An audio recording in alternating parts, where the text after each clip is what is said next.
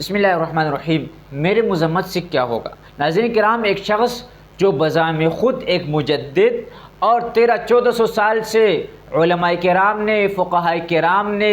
ائمہ نے جو مسئلے مسائل بیان کیے ہیں اسے وہ ٹھیک کرنے آیا ہے۔ سارے امت نے 1300-1400 سال میں غلطیاں کی ہے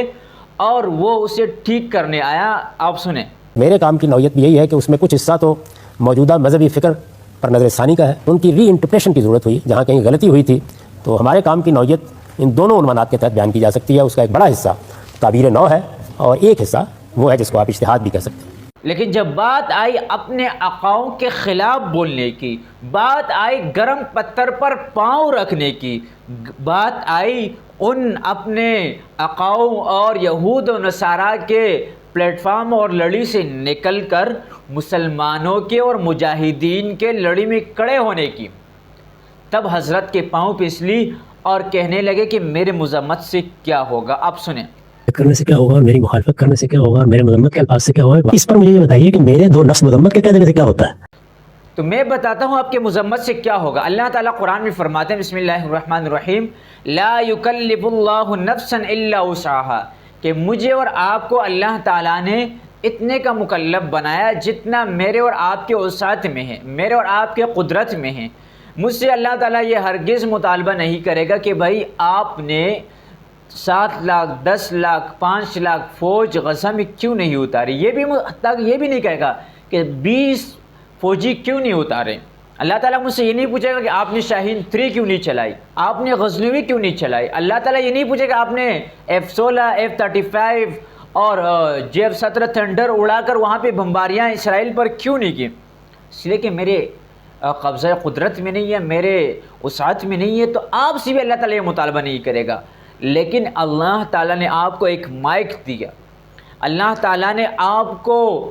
3-4 ملین لوگ دیے، اور آپ کو ہم مان لیتے ہیں کہ آپ مجدد ہیں۔ ایک مجدد کے ناطے کیا آپ کی ذمہ داری نہیں بنتے؟ کیا آپ کی ذمہ داری نہیں بنتی کہ آپ ان کی مذمت کریں، آپ مسلمانوں کی لڑی میں کھڑے ہو جائیں، آپ مسلمانوں کے ساتھ کھڑے ہو کر ان کے لیے ایک دم برات کا اعلان کر دیں کہ مغرب کے ان بیہودہ اور انسانیت دشمن عزائم سے میں بری ہوں؟ لیکن یہ آپ ہرگز نہیں کر سکتے ہیں، اس لیے کہ آپ کی رسی جن کے ہاتھ میں ہے تو وہ رسی گلے سے باندھ کر دبوچ لیں گے۔ دوسری بات دیکھیں، اس سے ایک سیاسی فائدہ ہوگا، وہ یہ ہے کہ بھائی آپ کے لانچر، آپ کے آقا،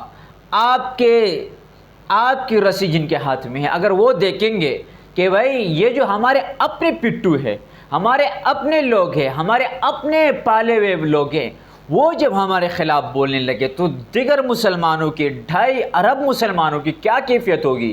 ظاہری بات ہے ان پر ایک ذہنی اور سیاسی دباؤ ضرور پڑے گا۔ اور تیسری بات کہ وہ غزہ کے محصور بہن بھائی، ہمارے بچے،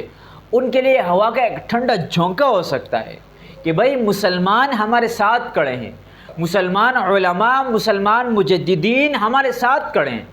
وہ ہمیں بھول نہیں رہے، وہ ہمارے ساتھ کھڑے ہوئے ہیں، ہمارا ساتھ دے رہے ہیں ہر صورت میں، چاہے وہ میڈیا پہ آواز اٹھا سکتے ہیں، چاہے وہ حکمرانوں کو متوجہ کر سکتے ہیں، چاہے وہ عوام اکٹھی کر سکتے ہیں، اپنے اپنے حد تک وہ ضرور کوشش کر رہے ہیں اور ان کے دعاؤں میں ہم شامل ہو جائیں گے۔ لیکن یاد رکھیں کہ جن کی ساری زندگی، جن کے قرآن کی خدمت، جن کے حدیث کی خدمت، جن کے فقہ کے مسائل بیان کرنا وہ یہود و نصارہ کے مرہون منت ہو، تو ایسے آدمی سے